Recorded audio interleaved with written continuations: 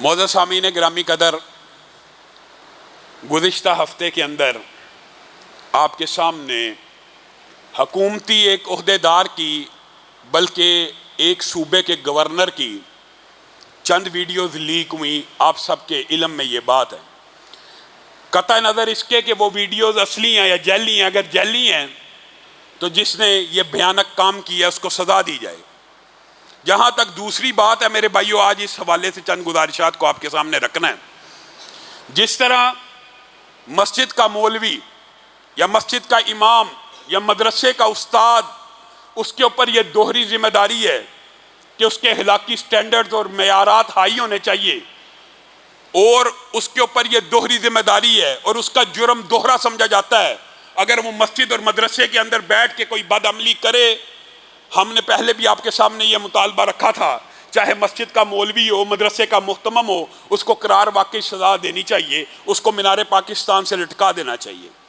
یہ ایک اصولی اور شرعی مطالبہ ہے۔ اسی طرح میرے بھائیو، یہ کلیہ اور قانون صرف مسجد کے مولوی اور مدرسے کے امام کے اوپر لاگو نہیں ہوتا، یہ کسی ادارے کے سربراہ کے اوپر بھی اور کسی حکومت کے عہدیدار کے اوپر بھی لاگو ہوتا ہے۔ اور دکھ اور افسوس کی بات ہے، دکھ اور افسوس کی بات ہے کہ یہ گندا کلچر تم جن ممالک سے لے کے آئے ہو، وہاں پہ بھی حکومتی اداروں میں، حکومتی عہدوں پر موجود لوگوں کے لیے یہ مورل ویلیوز اور اخلاقی ذمہ داری سمجھی جاتی ہے کہ اپنے آفیسز میں اس طرح کی فحش حرکتیں نہ کریں۔ آپ کے سامنے کلنٹن کی امپیچمنٹ کا سارا واقعہ ماضی کا، جو بچے ہیں شاید نہیں جانتے، جو بڑے ہیں سب جانتے ہیں۔ وہ معاشرہ مغربی جس کے اندر کوئی اخلاقی قدریں باقی نہیں رہی، وہ بھی یہ چاہتے ہیں کہ ہمارا صدر، ہمارا وزیر اعظم جو بھی ہو، اپنے آفس کے اندر اس طرح کی بد عملی نہ کرے۔ وہ بھی یہ چاہتے ہیں۔ برطانیہ کے اندر بھی لیڈی ڈیانا سے ان کو اخلاقی قدروں کی امید ہے، اور ان کے ہاں بھی وزیر اعظم ہو، صدر ہو، وہ اس عہدے کے دوران اس طرح کی کوئی بد عملی کرے، فوری اس سے استعفیٰ مانگ لیا جاتا ہے۔ یہ ہمارا ہی وطن ہے کہ جہاں پہ مولوی اس کی ویڈیو لیک ہو، اس کے اوپر پرچہ بھی ہوتا ہے، اس کو گرفتار بھی کیا جاتا ہے، اس کو سزا بھی دی جاتی ہے، اس کو جیل میں بھی ڈالا جاتا ہے، اور ڈالنا چاہیے۔ لیکن ایک صوبے کا گورنر ہو، گورنر، شرم آتی ہے کہتے ہوئے، گورنر صوبے کا سب سے بڑا عہدہ وزیر اعلیٰ کے بعد اگر اس حکومت کے اندر نظام میں دیکھا جائے، ورنہ گورنر وزیر اعلیٰ سے بھی بڑا عہدہ ہوتا ہے۔ صوبے کے گورنر کی گندی ویڈیوز لیک ہوئی ہیں، کون سا قانون حرکت میں آیا ہے؟ کوئی اس کے اوپر پرچہ کٹا؟ یہ عجیب و غریب کلیہ ہے، کسی ادارے کا چیئرمین اور سربراہ، اس کی ویڈیوز لیک ہو جائیں، اس سے ہلکی سرزنش کر دی جائے، اور بعد میں کالمز اور آرٹیکلز لکھے جائیں، یہ ان کا ذاتی معاملہ ہے، یہ ان کا پرسنل معاملہ ہے۔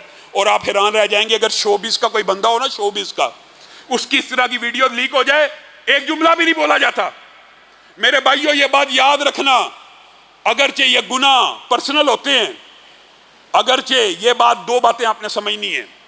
ایک یہ ہے کہ زنا بالجبر، اس کی سنگینی بہت زیادہ ہے، بہت زیادہ ہے، بہت زیادہ ہے زنا بالرضا کے مقابلے میں۔ لیکن جو بھی کلمہ گو مسلمان ہے، جو کلمہ پڑھتا ہے، میں مسلمانوں کی بات کر رہا ہوں، جس کو اسلام کے اوپر یقین ہے، جو رسول اللہ کا کلمہ پڑھنے والا ہے، جو دین کو سمجھتا ہے، جو مسلمان ہے، کیا ایک بھی مسلمان ایسا ہے جس کے نزدیک زنا بالرضا جرم نہیں ہے؟ زنا بالرضا بھی تو مسلمانوں کے نزدیک جرم ہی ہے نا۔ زنا بالجبر تو بہت بڑا جرم ہے، لیکن زنا بالرضا بھی تو جرم ہی ہے نا۔ ایک بات یہ سمجھنے کی ضرورت ہے کہ بالجبر اور بالرضا کی سنگینی میں فرق ہے، لیکن جرم دونوں ہیں۔ اور دوسری یہ بات بھی سمجھنے کی ضرورت ہے، ایک گناہ سری ہوتا ہے، ایک گناہ اعلانیہ ہوتا ہے۔ ایک گناہ سری ہوتا ہے، ایک گناہ جہری ہوتا ہے۔ جو سری گناہ ہوتا ہے وہ چاہے جتنا مرضی سنگین ہو، اس کی سنگین ہونے کی نوعیت پھر بھی کم ہوتی ہے۔ جو جہری گناہ ہوتا ہے وہ چاہے چھوٹا ہو، اس کی سنگینی زیادہ ہوتی ہے۔ وجہ کیا ہے؟ یہ اسلامی آئیڈیالوجی ہے، یہ اسلامی نظریہ ہے کہ جب کوئی گناہ ظاہر ہو جائے، جہر ہو جائے، اعلانیہ ہو جائے، پھر اس کی اگر سزا نہیں دی جائے گی تو معاشرتی اقدار محفوظ نہیں رہیں گے، پھر معاشرہ امن سے نہیں رہ سکتا، پھر معاشرے میں ہلاک نہیں رہ سکتا۔ جب تک یہ گناہ سری تھے، کسی نے نہیں دیکھی، ویڈیو نہیں دیکھی، تب تک آپ کہہ سکتے ہیں اس کا ذاتی عمل ہے۔ جب تک اعلانیہ طور پہ ظاہر نہیں ہوئی. لیکن جب اعلانیہ کسی کی ویڈیو اس طرح کی لیک ہو جائے، پھر حکومت کی، اداروں کی یہ ذمہ داری ہے کہ پاکستان کے آئین کے اندر جو باتیں لکھی ہیں کہ زنا بالرضا کی بھی پاکستان کے آئین میں اور اسلام میں سزا ہے، پھر اس کے خلاف مقدمہ درج کیوں نہیں ہوا ہی نہیں. مفتی عبدالعزیز کی ویڈیوز آئی تھی، سب سے پہلے شاید پاکستان میں مذمت کرنے والا میں تھا، اس کو گرفتار کیا گیا، اس کا جرم سنگین ہے، مانتے ہیں. لیکن اسی نوعیت کی ویڈیو اس ملک کے گورنر کی لیک ہو رہی ہے، اس کے اوپر پرچہ بھی نہیں کٹ رہا، اس کے اوپر مقدمہ بھی نہیں دائر. کس نے کاٹنا ہے؟ مولوی کے پیچھے تو بھاگ بھاگ کے آئی جی صاحب نے بھی پیغامات دیے، نوٹسز جاری کیے. یہ گورنر زبیر کے اوپر کون نوٹس جاری کرے گا؟ اور عجیب بات یہ، ہمارے اداروں کے کئی چیئرمینز ہیں جن کے اب وہ ان کا تو نام لو تو اپنے اوپر پرچوں کا خوف ہو جاتا ہے. ان کی ویڈیوز لیک ہوئی ہیں، ان کو کون پکڑے گا؟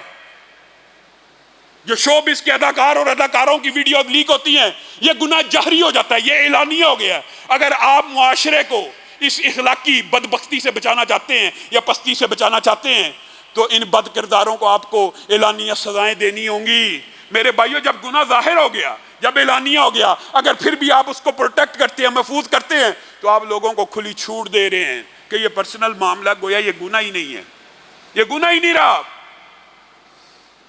جس معاشرے کے اندر اس طرح کی طبقاتی تقسیم ہو اور امیر کو یا اقتدار والے کو چھوڑ دیا جائے، تو رسول اللہ صلی اللہ علیہ وسلم نے یہی کہا تھا نا، پرانی قومیں اسی لیے تباہ ہوئی کہ مضبوط لوگ جرم کرتے تھے، چھوڑ دیا جاتا تھا، کمزوروں کو پکڑ لیا جاتا تھا. لو ان فاطمہ بنت محمد سرقت لقطعت یدہا. میرے پاس سفارش لے کے آئے ہو؟ اللہ کی قسم، بنو مخزوم کی فاطمہ نہیں، میری بیٹی فاطمہ بھی چوری کرتی تو میں محمد صلی اللہ علیہ وسلم اس کے بھی ہاتھوں کو کاٹ ڈالتا. یہ وہ شریعت کا اصول ہے. آپ نے اخلاق کا جنازہ نکال دیا، آپ نے اخلاقی قدروں کا جنازہ نکال دیا. آپ کو چاہیے اس طرح کی جب بھی کوئی ویڈیو لیک ہو جائے، اعلانیہ ہو جائے، پھر اس طرح کے کمنٹ نہ کیا کیجیے یہ پرسنل معاملہ ہے، یہ ذاتی معاملہ. یہ اعلانیہ ہو گیا. جب اعلان ہو گیا، جہر ہو گیا، معاشرے میں فحاشی اور یعنی بے حیائی پھیل گئی، آپ لوگوں کو پروموٹ کرنا چاہتے ہیں کہ آپ بھی یہ عمل بد کر لیں، آپ کے خلاف بھی پرچے نہیں ہوں گے، آپ کے خلاف بھی مقدمے نہیں ہوں گے، تو معاشرے کا امن کیسے قائم رہے گا؟ خدا را ہوش کے ناخن لیں.